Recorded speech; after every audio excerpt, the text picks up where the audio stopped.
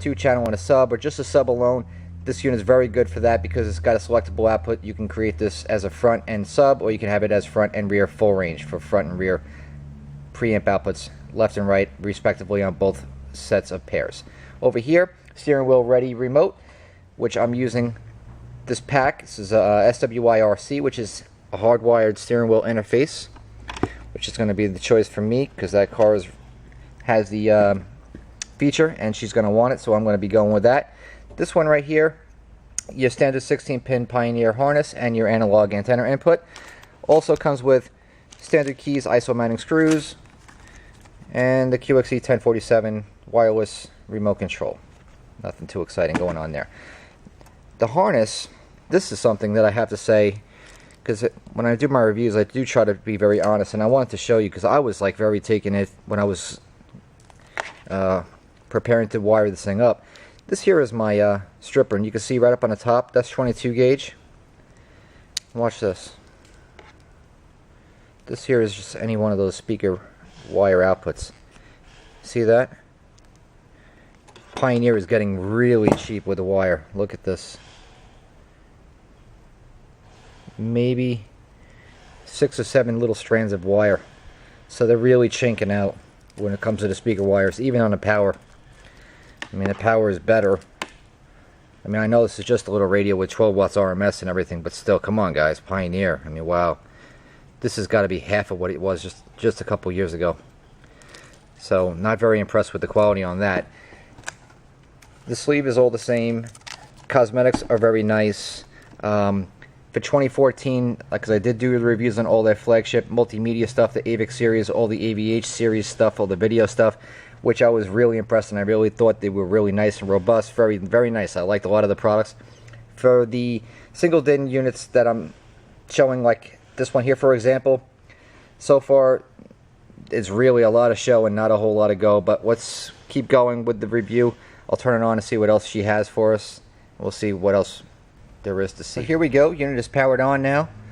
Now, although Pioneer loves to push their accessories, they recommend for you to use your iPhone or iPod to buy the CDI-U51V, which is the standard iPod to Pioneer connector. However, I'm just using a standard sync cable, which comes with your phone already. You already own it. Or you can just get a regular transfer cable, sync cable. It works just fine. Plug it in like so. They also have another one, which is called the CDI-U52V, which I can't say anything about because that one is a lightning cable, and I don't have a phone that's lightning capable, nor do I have a 52V to discern the differences between that and what I'm accustomed to using with my iPhone 4S. So I'll reserve my comments on that. However, if you have a new iPhone 5, congratulations, you have a better phone than me. But however, if you want to make the most of it and get the best quality using it with this Pioneer receiver or any receiver that you choose or own, make sure that you have a good educated amount of information, get the correct and according cable because voltages change.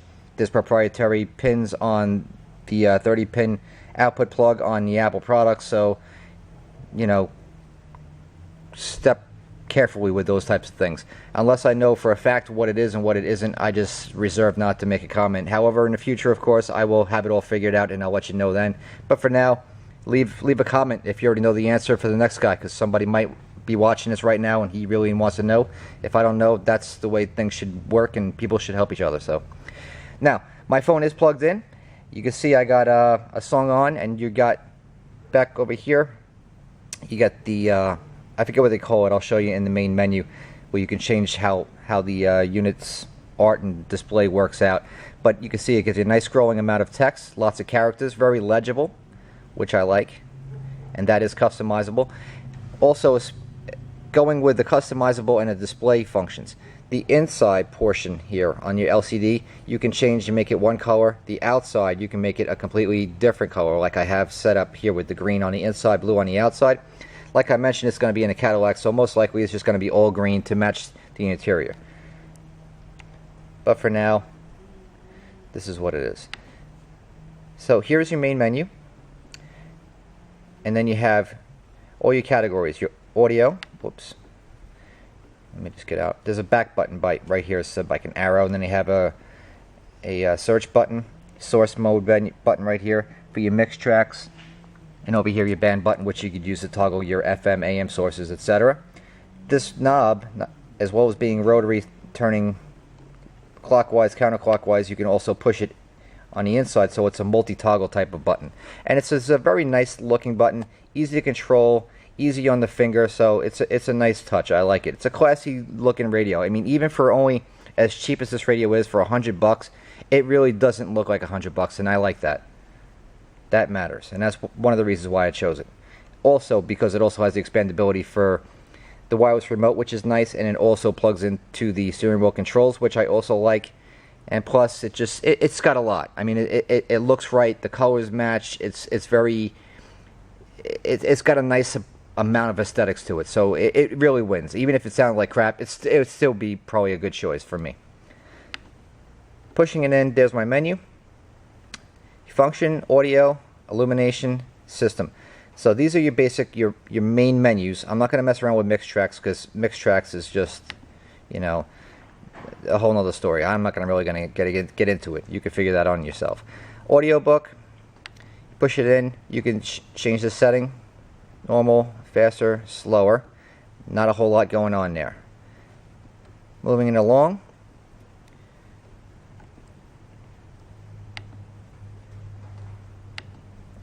For your audio, Pioneer has always been the same. They've had the loudness feature for low, mid, and high frequencies, so you can adjust all three of those and attenuate them accordingly. EQ settings. This is a little bit more challenging. These give you the preset ones, which they've always had, and it shows you actually right here on the display what they look like. So you can customize two separate ones, or go with the presets from the factories. You can see how they're moving around there. Or you can go in there and customize them yourself, which of course is what I would do. Subwoofer, you can adjust it for reverse and normal phase. Let me get back there. Turn it off if that's the case. Next one is your bass boost mode. So you can adjust this all the way up to 6, +6, or leave it flat, which I would only recommend you use on a lower volume levels, because the higher the volume gets, the more distortion you're going to get, and it's just going to be an audible disaster. So you don't want to mess around with that too much if you're just using this by itself. Next one is HPF, which stands for high pass filter, which would eliminate the low frequencies from coming through from the deck's output through your front and rear speakers. So say for instance 50 hertz and lower is something that your speakers just can't tolerate, or you just don't like it in your sound system. You can eliminate it by turning it to 50, and it'll cut it down. Next step up is here, here, here, here, 160. Now this is something new. For last year, this did not go up that high. So 200 hertz is a very high frequency, and that's an improvement from last year. So take that for what it's worth. Next one is SLA, which stands for sound level adjustment. What this basically means is that, kind of like how a TV is when you could be watching a program and then all of a sudden the commercial comes on and the commercial is like 50% higher than your TV program, and it drives you crazy. This will allow you to change all your different settings, so auxiliary input, CD mode, FM mode, will all stay the same, and you can adjust that through the SLA feature built right here into this head unit. Next one is your fader, center, front and rear, nothing really exciting going on there. Fader, and you're back to where you started from. So now you're in audio mode. Next one will be your function mode, which we already touched on. Audio we've seen. Illumination, here we go. Key color. Key color is like I was mentioning it in the middle. And then you have the display color, which is going to be the outside, so we'll get in there and change that.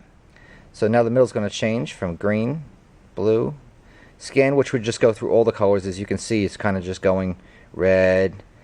It'll blink for a little bit. Go to the next one, it'll have purple, white, green, blue, etc. and so on. Custom color, which you can tune in.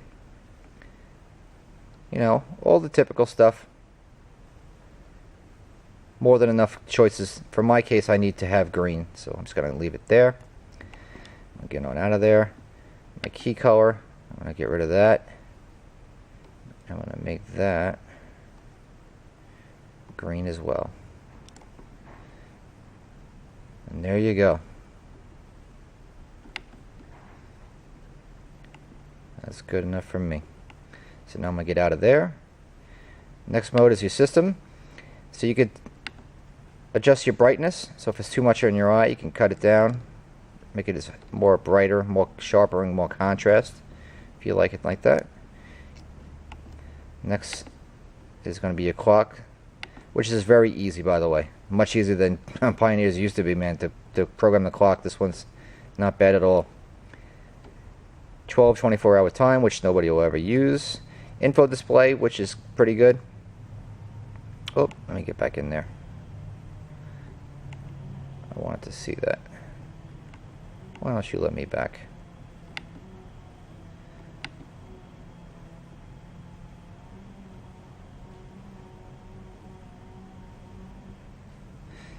Here's another one, your effects. You could turn these on, which will bug out.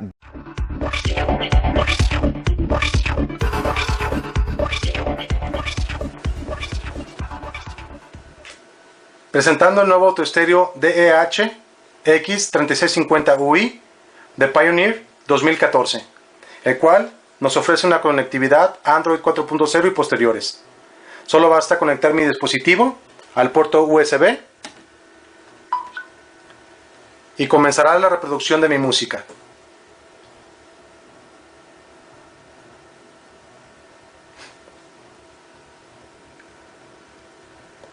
Así podré adelantar mis canciones,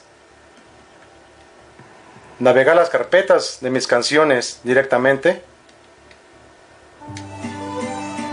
o hacer búsqueda.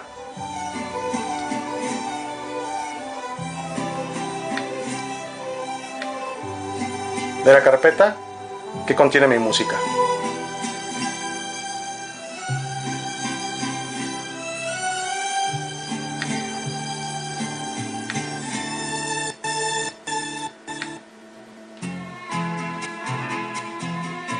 Y así disfruto de mi música a donde quiera que vaya. Mi smartphone o mi dispositivo Android 4.0 y posterior puede estar conectado en el puerto USB y aparte garantizo que se carga. ¿Por qué? Porque tiene un paso de alta corriente en el USB de 1 ampere. Entonces, cuando me baje de mi automóvil, garantizaré que mi dispositivo no se quede sin batería y que cuando entre al automóvil pueda escuchar la música de él sin preocuparme, con audio inmejorable, solo por